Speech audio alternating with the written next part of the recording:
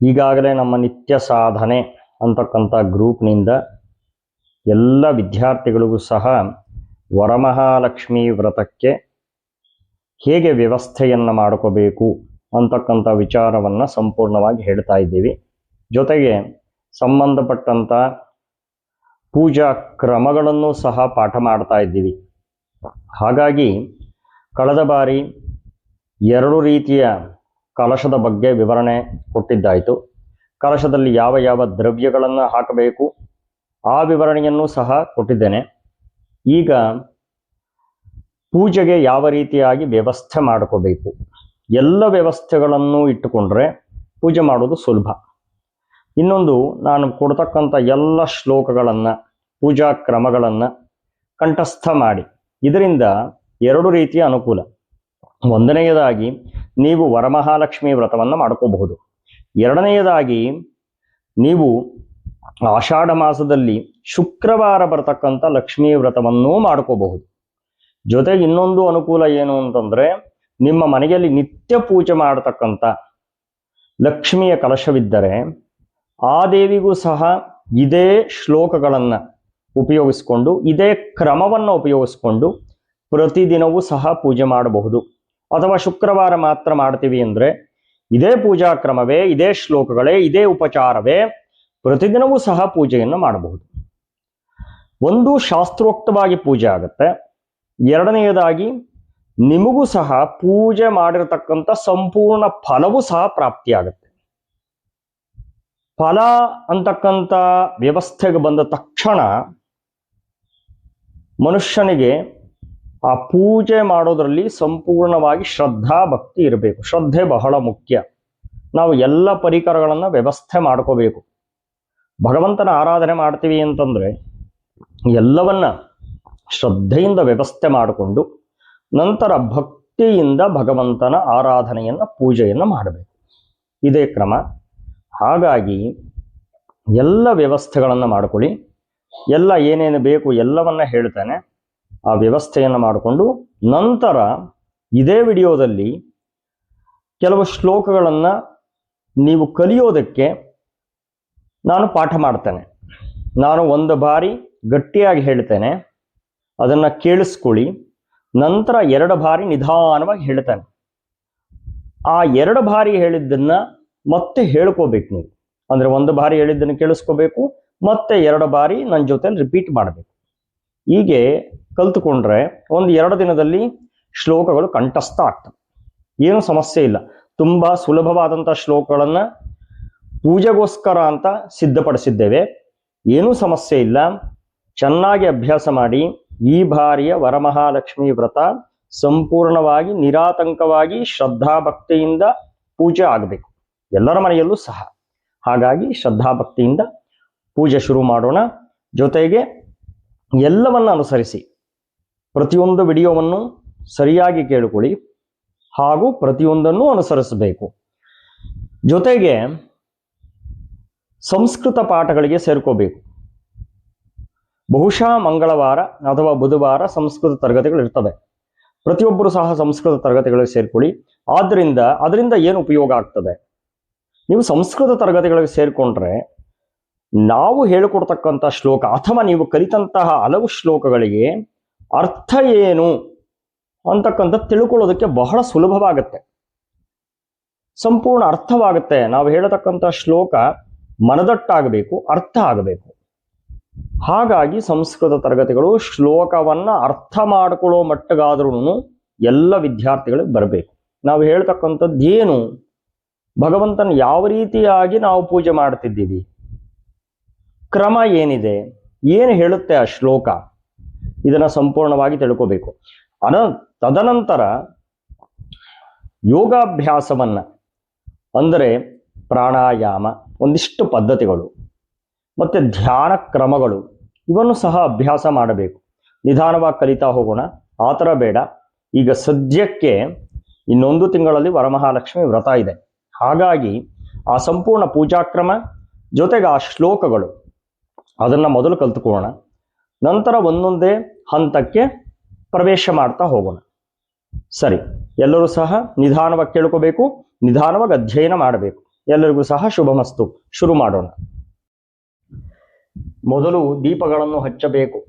ದೀಪಗಳನ್ನು ಹಚ್ಚಿದ ನಂತರ ದೀಪದ ಸ್ತಂಭಕ್ಕೆ ಹೂವು, ಅಕ್ಷತೆ, ಅರಿಶಿಣ, ಕುಂಕುಮದಿಂದ ಪೂಜೆಯನ್ನು ಮಾಡಿ ನಮಸ್ಕಾರ ಮಾಡಿ, ದೀಪವನ್ನು ಹಚ್ಚುವಾಗ ಈ ಕೆಳಗಿನ ನಾನು ಹೇಳಿಕೊಡುವ ಶ್ಲೋಕವನ್ನು ಅಭ್ಯಾಸ ಮಾಡಿ ದೀಪವನ್ನು ಆ ಶ್ಲೋಕವನ್ನು ಹೇಳುತ್ತಾ ದೀಪ ಹಚ್ಚಬೇಕು.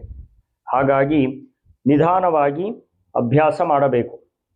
ನಾನು ಮೊದಲು ಎರಡೆರಡು ಪದಗಳನ್ನು ಹೇಳಿಕೊಡುತ್ತೇನೆ, ನಂತರ ಅರ್ಧ ಪಾದವಾಗಿ, ನಂತರ ಪೂರ್ಣ ಶ್ಲೋಕವನ್ನು ಹೇಳಿಕೊಡುತ್ತೇನೆ. ಮೊದಲು ಸ್ವಲ್ಪ ಸ್ವಲ್ಪ ಎರಡೆರಡು ಪದಗಳನ್ನು ಹೇಳಿಕೊಟ್ಟದ್ದನ್ನು ನಿಧಾನವಾಗಿ ಅಭ್ಯಾಸ ಮಾಡಿ. 3 ಪದ 4 ಪದ ಹೇಳಲು ಬರುತ್ತಿಲ್ಲ ಎಂದರೆ ಇನ್ನೂ 2 ಬಾರಿ 3 ಬಾರಿ ಅಭ್ಯಾಸ ಮಾಡಿ. ಒಟ್ಟಾರೆ ಬರಬೇಕು, ತಪ್ಪಿಲ್ಲದೆ ಹೇಳಬೇಕು. ಸಂಸ್ಕೃತದ ವಿಶೇಷತೆ ಏನೆಂದರೆ ಅಕ್ಷರಗಳು ತಪ್ಪಾಗಬಾರದು. ಸ್ವರ, ಅಕ್ಷರಗಳು ಜೊತೆಗೆ ವಿಸರ್ಗ, ಅನುಸ್ವಾರ, ಮಹಾಪ್ರಾಣ, ಅಲ್ಪಪ್ರಾಣ ಎಲ್ಲವನ್ನೂ ಸಹ ನಿಧಾನವಾಗಿ ಹೇಳಬೇಕು. ತಪ್ಪಿಲ್ಲದೆ ಅಭ್ಯಾಸ ಮಾಡಬೇಕು. ನಿಧಾನ ಅಭ್ಯಾಸ ಮಾಡಿ, ತಪ್ಪಾದ ಉಚ್ಚಾರಣೆ ಬೇಡ. ನಿಧಾನವಾಗಿ ಕಲಿತುಕೊಳ್ಳಿ. ಶುರು ಮಾಡೋಣ.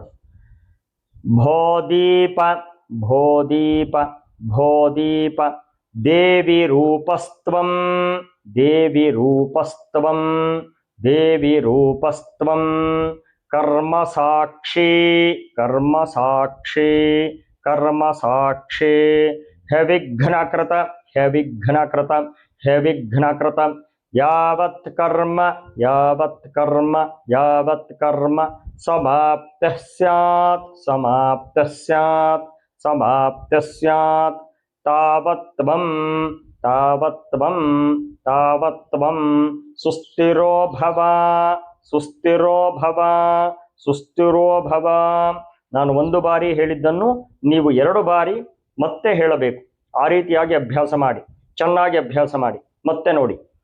ಭೋದೀಪ ಭೋದೀಪ ಭೋದೀಪ ದೇವಿ ರೂಪಸ್ತ್ವಂ ದೇವಿ ರೂಪಸ್ತ್ವಂ ದೇವಿ ರೂಪಸ್ತ್ವಂ ಕರ್ಮ ಸಾಕ್ಷಿ ಕರ್ಮ ಸಾಕ್ಷಿ ದೀರ್ಘಾಕ್ಷರ ಕರ್ಮ ಸಾಕ್ಷಿ ಹವಿಘ್ನಕೃತ ಹವಿಘ್ನಕೃತ ಹವಿಘ್ನಕೃತ ಯಾವತ್ ಕರ್ಮ ಯಾವತ್ ಕರ್ಮ ಯಾವತ್ ಕರ್ಮ ಸಮಾಪ್ತ ಸ್ಯಾತ್ ಸಮಾಪ್ತ ಸ್ಯಾತ್ ಸಮಾಪ್ತ ಸ್ಯಾತ್ ತಾವತ್ವಂ ತಾವತ್ವಂ ತಾವತ್ವಂ ಸುಸ್ಥಿರೋ ಭವ ಸುಸ್ಥಿರೋ ಭವ ಸುಸ್ಥಿರೋ ಭವ. ಈ ರೀತಿಯಾಗಿ ಅಭ್ಯಾಸ ಮಾಡಬೇಕು. ನಂತರ ಈಗ 3 ಪದಗಳನ್ನು 4 ಪದಗಳನ್ನು ಕೂಡಿಸೋಣ. ನಿಧಾನವಾಗಿ ನೋಡಿಕೊಳ್ಳಿ. ಭೋದೀಪ ದೇವಿ ರೂಪಸ್ತ್ವಂ ಭೋದೀಪ ದೇವಿ ರೂಪಸ್ತ್ವಂ ಭೋದೀಪ ದೇವಿ ರೂಪಸ್ತ್ವಂ ಕರ್ಮ ಸಾಕ್ಷಿ ಹವಿಘ್ನಕೃತ ಕರ್ಮ ಸಾಕ್ಷಿ ಹವಿಘ್ನಕೃತ ಕರ್ಮ ಸಾಕ್ಷಿ ಹವಿಘ್ನಕೃತ ಯಾವತ್ ಕರ್ಮ ಸಮಾಪ್ತ ಸ್ಯಾತ್ ಯಾವತ್ ಕರ್ಮ ಸಮಾಪ್ತ ಸ್ಯಾತ್ ಯಾವತ್ ಕರ್ಮ ಸಮಾಪ್ತ ಸ್ಯಾತ್ ತಾವತ್ವಂ ಸುಸ್ಥಿರೋ ಭವ ತಾವತ್ವಂ ಸುಸ್ಥಿರೋ ಭವ ತಾವತ್ವಂ ಸುಸ್ಥಿರೋ ಭವ.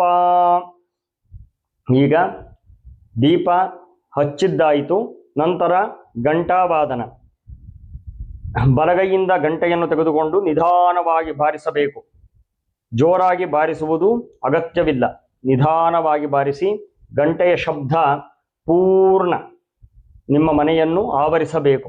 ಜೋರಾಗಿ ಗಂಟೆಯನ್ನು ಬಾರಿಸಿದರೆ ಶಬ್ದ ತುಂಬ ತೊಂದರೆಯಂತೆ ಬರುತ್ತದೆ. ಹಾಗೆ ಮಾಡಬೇಡಿ. ನಿಧಾನವಾಗಿ ಗಂಟೆಯನ್ನು ಬಾರಿಸಿ. ಆ ಪೂರ್ಣ ಶಬ್ದ, ಆ ತರಂಗಗಳು ಹೊರಗಡೆ ಬಂದು ವ್ಯಾಪಿಸಬೇಕು. ಆ ರೀತಿಯಾಗಿರಬೇಕು. ನಿಧಾನವಾಗಿ ಮಾಡಿ. ಆಗಮಾರ್ಥಂತು ಆಗಮಾರ್ಥಂತು ಆಗಮಾರ್ಥಂತು ದೇವಾನಾಂ ದೇವಾನಾಂ ದೇವಾನಾಂ ಗಮನಾರ್ಥಂತು ಗಮನಾರ್ಥಂತು ಗಮನಾರ್ಥಂತು ರಕ್ಷಸಾಂ ರಕ್ಷಸಾಂ ರಕ್ಷಸಾಂ ಕುರ್ವೆ ಘಂಟಾರವಂ ಕುರ್ವೆ ಘಂಟಾರವಂ ಕುರ್ವೆ ಘಂಟಾರವಂ ತತ್ರ ತತ್ರ ತತ್ರ ಕುರ್ವೆ ಘಂಟಾರವಂ ತತ್ರ ಕುರ್ವೆ ಘಂಟಾರವಂ ತತ್ರ ಕುರ್ವೆ ಘಂಟಾರವಂ ತತ್ರ ದೇವತಾಹ್ವಾನ ಲಾಂಛನಂ ದೇವತಾಹ್ವಾನ ಲಾಂಛನಂ ದೇವತಾಹ್ವಾನ ಲಾಂಛನಂ. ಈ ಶ್ಲೋಕವನ್ನು ಹೇಳುತ್ತಾ ನಿಧಾನವಾಗಿ ಗಂಟೆಯನ್ನು ಬಾರಿಸಬೇಕು. ಆಗಮಾರ್ಥಂತು ದೇವಾನಾಂ ಆಗಮಾರ್ಥಂತು ದೇವಾನಾಂ ಆಗಮಾರ್ಥಂತು ದೇವಾನಾಂ ಗಮನಾರ್ಥಂತು ರಕ್ಷಸಾಂ ಗಮನಾರ್ಥಂತು ರಕ್ಷಸಾಂ ಕುರ್ವೆ ಘಂಟಾರವಂ ತತ್ರ ಕುರ್ವೆ ಘಂಟಾರವಂ ತತ್ರ ಕುರ್ವೆ ಘಂಟಾರವಂ ತತ್ರ ದೇವತಾಹ್ವಾನ ಲಾಂಛನಂ ದೇವತಾಹ್ವಾನ ಲಾಂಛನಂ ದೇವತಾಹ್ವಾನ ಲಾಂಛನಂ. ನಂತರ ಸಂಕಲ್ಪವನ್ನು ಮಾಡಬೇಕು. ಕೈಯಲ್ಲಿ ಹೂ ಮತ್ತು ಅಕ್ಷತೆಯನ್ನು ಇಟ್ಟುಕೊಂಡು ಅಥವಾ ಅಕ್ಷತೆಯನ್ನು ಹಿಡಿದುಕೊಂಡು ಎಡಗೈಗೆ ಹಾಕಿ ಬಲಗೈಯನ್ನು ಮೇಲೆ ಮುಚ್ಚಿ ಸಂಕಲ್ಪವನ್ನು ಮಾಡಿ. ಯಾವ ಕಾರ್ಯವನ್ನು ನಾವು ಪರಿಪೂರ್ಣವಾಗಿ ಮಾಡುತ್ತಿದ್ದೇವೆ ಆ ಕಾರ್ಯವನ್ನು ಸಂಪೂರ್ಣವಾಗಿ ಸಂಕಲ್ಪದಲ್ಲಿ ತಿಳಿಸಿರುತ್ತೇವೆ. ಜೊತೆಗೆ ಅದರಿಂದ ಬರುವ ಅಗತ್ಯವಿರುವ ಫಲವನ್ನೂ ಸಹ ಭಗವಂತನಲ್ಲಿ ಪ್ರಾರ್ಥಿಸಿರುತ್ತೇವೆ. ಹಾಗಾಗಿ ನಿಧಾನವಾಗಿ ಸಂಕಲ್ಪವನ್ನು ಹೇಳಿಕೊಡುತ್ತೇನೆ. ಅಭ್ಯಾಸ ಮಾಡಿಕೊಂಡು ಸಂಕಲ್ಪವನ್ನು ಮಾಡಿ. ಶುರು ಮಾಡೋಣ.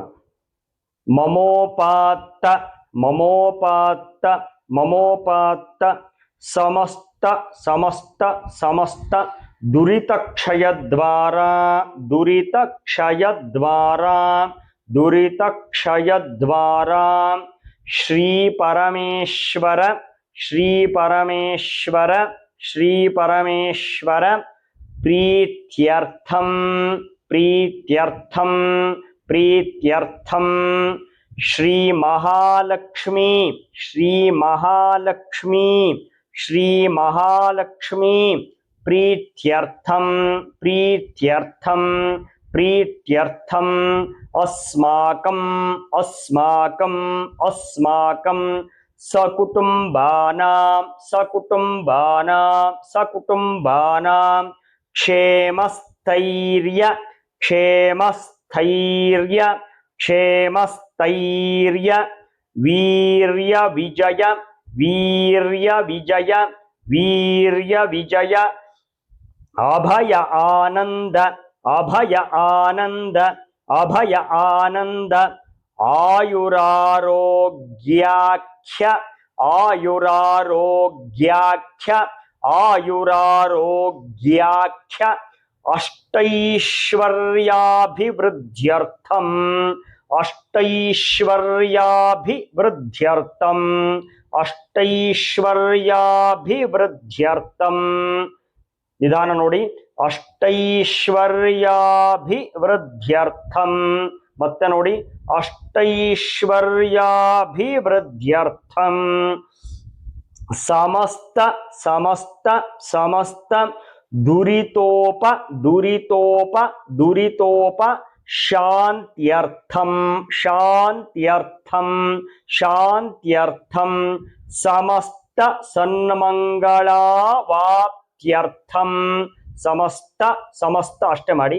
ಸಮಸ್ತ ಸಮಸ್ತ ಸಮಸ್ತ ಸನ್ಮಂಗಳಾವಾಪ್ತ್ಯರ್ಥಂ ಸನ್ಮಂಗಳಾವಾಪ್ತ್ಯರ್ಥಂ ಸನ್ಮಂಗಳಾವಾಪ್ತ್ಯರ್ಥಂ ಸಮಸ್ತಾಭ್ಯುದಯಾರ್ಥಂ ಸಮಸ್ತಾಭ್ಯುದಯಾರ್ಥಂ ಸಮಸ್ತಾಭ್ಯುದಯಾರ್ಥಂ ಸಮಸ್ತಾಭ್ಯುದಯಾರ್ಥಂ. ಮತ್ತೆ ನೋಡಿ.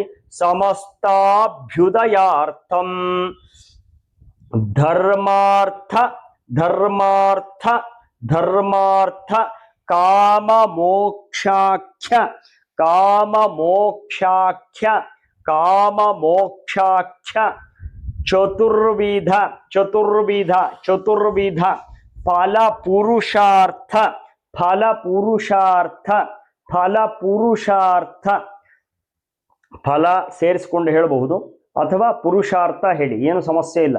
ಚತುರ್ವಿಧ ಪುರುಷಾರ್ಥ ಚತುರ್ವಿಧ ಪುರುಷಾರ್ಥ ಸಿದ್ಧ್ಯರ್ಥಂ ಸಿದ್ಧ್ಯರ್ಥಂ ಸಿದ್ಧ್ಯರ್ಥಂ ಸಿದ್ಧ್ಯರ್ಥಂ ಶ್ರೀ ವರಮಹಾಲಕ್ಷ್ಮೀ ಶ್ರೀ ವರಮಹಾಲಕ್ಷ್ಮೀ ಶ್ರೀ ವರಮಹಾಲಕ್ಷ್ಮೀ ದೇವ್ಯಾಹ ದೇವ್ಯಾಹ ದೇವ್ಯಾಹ ಅನುಗ್ರಹ ಅನುಗ್ರಹ ಅನುಗ್ರಹ ಪ್ರಾಪ್ತ್ಯರ್ಥಂ ಪ್ರಾಪ್ತ್ಯರ್ಥಂ ಪ್ರಾಪ್ತ್ಯರ್ಥಂ ಸೌಭಾಗ್ಯ ಸೌಭಾಗ್ಯ ಸೌಭಾಗ್ಯ ಸಂತಾನ ಸಂತಾನ ಸಂತಾನ ಸಂಪದ್ ಸಂಪದ್ ಸಂಪದ್ ಧಾನ್ಯ ಧನ ಮಾಡ್ಬೇಕು, ಅದನ್ನ ಧಾನ್ಯ ಬೇಡ, ಧನ